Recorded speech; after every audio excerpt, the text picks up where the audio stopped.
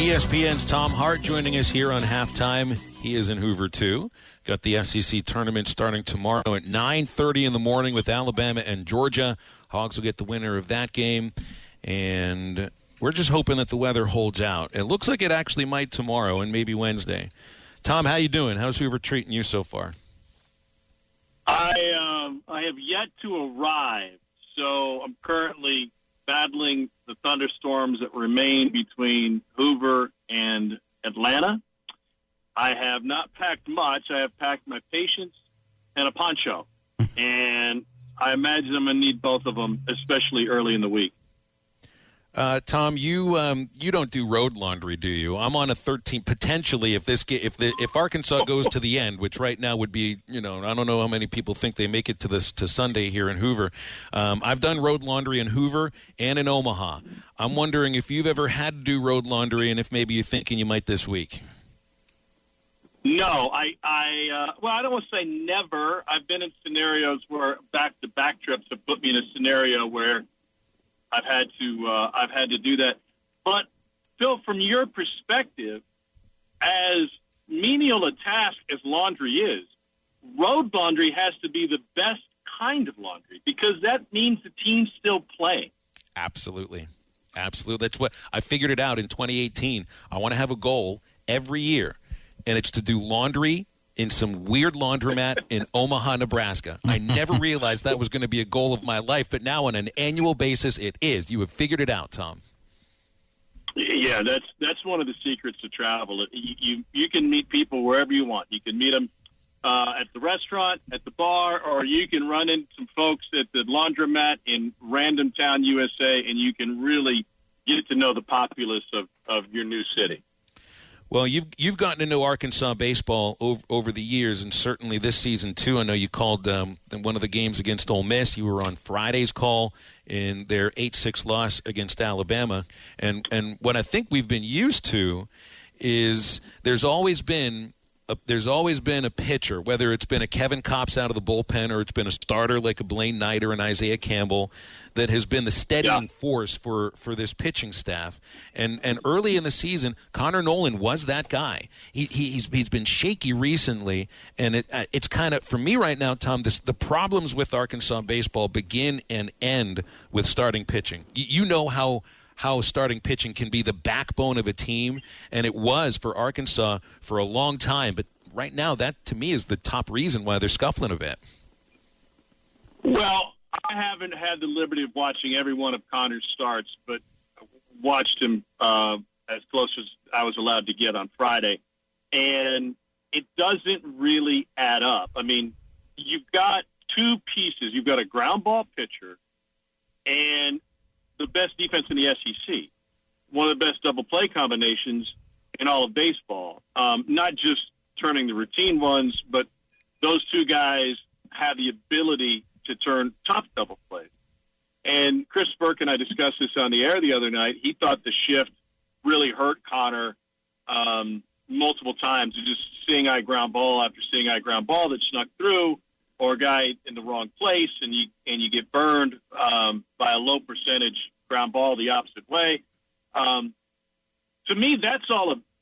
I know it's hard to see the forest for the trees sometimes, but that's a good sign. I mean, he wasn't getting blasted. He didn't give up a line drive after line drive after line drive, and so I think Connor Nolan can still be that consistent force, especially when you get – this is really a new season now, right? I mean, Hoover is – you've got so many different variables from here through the end of the year, through the end of Omaha, when a champion is crowned. Hoover is who wants to be there. It really is. It's who wants to be there and win. I think Tennessee, as a regular season champion, is one that wants to win it. So I think they're going to be formidable. I don't know that for a fact, but that's my gut, the way they've played under Tony Vitello. The next round, once you get a chance to go into a regional and a super, most often the supers against an opponent hasn't faced you, all of your stuff's brand new. All the scouting reports are brand new. And I really think that's been an advantage for SEC pitchers in the past because this is such a tough league. And especially this year, the hitting is so far in front of the pitching because of the age and experience of so many of these college hitters that I don't want to say things get easier in the postseason, but I think from a pitching perspective, sometimes they do. You make a really good point, and also just the idea that this tournament here in Hoover is a collection of amazing talent, but it's also a matter of, just like you said, like who wants to be here, and you can never like put results in Hoover on anything that happens in the NCAA postseason. I mean, Mississippi State got run ruled twice last year. They go to win the whole thing. Arkansas wins their first SEC tournament, lose in a super regional. You know, we've seen LSU win this SEC tournament, lose in the College World Series finals. Vanderbilt, I think, one year got to the final game. They won the whole thing. You never quite know how Hoover fits into the landscape of the NCAA tournament. But I think for Arkansas, Tom, they've got something to play for. You know, they have not guaranteed a home regional, and they need to like get back to some of the things that they've done that they usually were doing well, which was pitch well, field well, and win close games. So I think this week means something for Arkansas. Well, that's the second part, which makes this year's SEC tournament and the postseason as a whole. I'm looking towards the ACC specifically, more weighty than it's ever been. Like, one of the reasons we say who wants to be here is because teams show up with either it's one of three things. It's either everything to gain, or it's nothing to lose and nothing to gain. You know, if you're Tennessee, you're not going to improve on the number one national seed. That's yours. And so that motivation always comes into question. Okay, so what does that mean this year? Well, this year, everything is wide open. I mean, I think we've got maybe 4 national seeds confidently, even though Oregon State didn't have a good weekend, but it's Tennessee and Oregon State and Virginia Tech. And then a whole lot of other teams playing for those national seeds, including Texas A&M, a lot to play for this weekend, and others trying to solidify their spot as a host, including LSU. But Vanderbilt probably too little, too late, unless they win the whole thing. But I'll let the math geeks figure that part out. So yes, Arkansas has a lot to gain, and for one of the few times you can say this, that there's a good chunk of the field that has a lot on the line this week in Hoover, and that makes it's fun when the games matter, as opposed to the ACC tournament, which does this weird pod system, and everybody can go 1-1, and then you find yourself playing meaningless games on the back end of their tournament. I think is in Charlotte this year. This is a true bracket where games matter, and there's a championship to be won, and it's won on the field instead of by rankings coming in. Mm-hmm. And with this weekend, and it feels like everything, like you said, there is so much to play for. And throughout the last few weeks, and it's been a big topic of conversation, not just around Arkansas, but around Ole Miss, A&M for canceling games due to RPI. How important do you think RPI really is, and should there be a different metric that the committee goes off of? Because a system that you could win a game and drop in ranking doesn't make any sense. I'm going to share something with you guys. It is my impression. There's no way to prove this is a fact, but my impression is the college baseball committee, and I'm not familiar enough with how the softball committee works, but I'm familiar with the basketball committee, and I'm familiar with how the CFP committee works. The baseball committee watches a lower percent of their sport than any other NCAA committee, and they just don't have a feel for how to gauge different leagues, talent, injuries, coaches, history, and the turnover is more than most of the other sports. If I'm not mistaken, the basketball committee rotating 3-year cycle. Am I Phil? Do you know? Am I right on that? That I'm not sure of. I'm not sure need to either. check on that, Tom. I think basketball, and I know the CFP committee is a rotating cycle. So you're not just on 1 year and a brand new committee the next year. Obviously, there's a lot on the line, tens of millions of dollars for the conferences, not hundreds with the CFP. I think college baseball would be better off with committees that were more consistent, and whether that's a 2, 3, 4-year assignment, rotating new faces through and having some holdovers.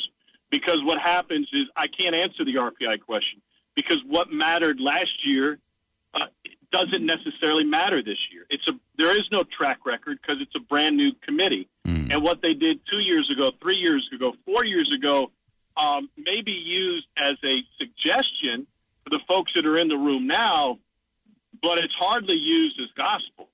And I think that's the frustration of the coaches. You know, basketball coaches figured out this RPI thing years ago, and conferences figured it out too. And they immediately began scheduling for it to make their conference better once it came to Selection Sunday. And baseball, that's hard to do for a variety of reasons, mainly because the RPI better numbers are geographically situated, but there's very little consistency year to year. Tom, it's a 5-year term that those on the basketball committee serve. I just went and looked that up. I think you make a really valid point, man, about watching the games, and it's just got to be impossible for the committee to watch, you know, so many games of the sport that has more games than any other sport in college sports. There are 56 college baseball games. It's more than anybody else. So, yeah, I think they probably would go by the statistics and the RPI more so than basketball or football, because there's just a lot fewer games. And those college baseball games, you don't have to have me tell you, they take forever sometimes too. So there's just not enough time in the day.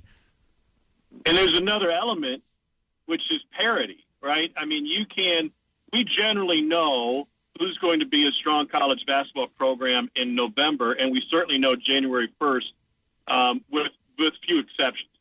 The parity in college baseball has been greater this year than I can remember in a long time, which is why so much has yet to be decided right now. So, you know, in college football, we know how slim the odds are of making it. We know which teams are going to be involved, and so does the committee, right? So they can dial in and focus on a handful of teams and say, yeah, we watched every team start to finish that's under consideration.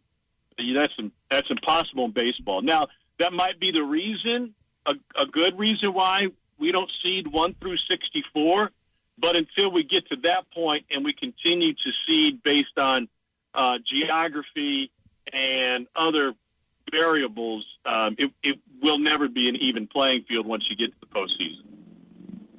All right. Hey, last thing, Tom, before we let you go, what are you more excited about? All the Golden Flake chips you can eat, or a combination of ice cream sandwich with sun-kissed soda? Because that's mine. Every time I think of SEC tournament, ice cream sandwiches, sun-kissed soda, keep them coming. I'm going to go off the grid with my answer, and what I'm most excited about is DJ Garrett. So that guy will be spinning tunes throughout the week. You forgot about DJ Garrett, didn't you, Phil?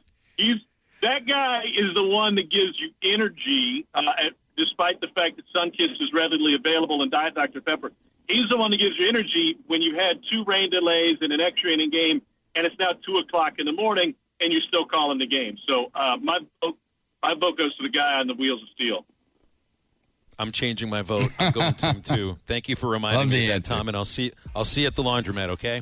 Our partners at BetOnline continue to be the #1 source for all your betting needs and sports info. Find all the latest sports developments, including updated odds on the NBA playoffs, fights, and even next season's futures. And don't forget that the MLB is back as well. Who are you picking to win the World Series? BetOnline is your continued source for all your sports wagering needs, including live betting and your favorite Vegas casino and poker games. It's super easy to get started, so head to the website today or use your mobile device to join and use our promo code BELIEVE, that's BLEAV, to receive your 50% welcome bonus on your first deposit. Bet online, where the game starts.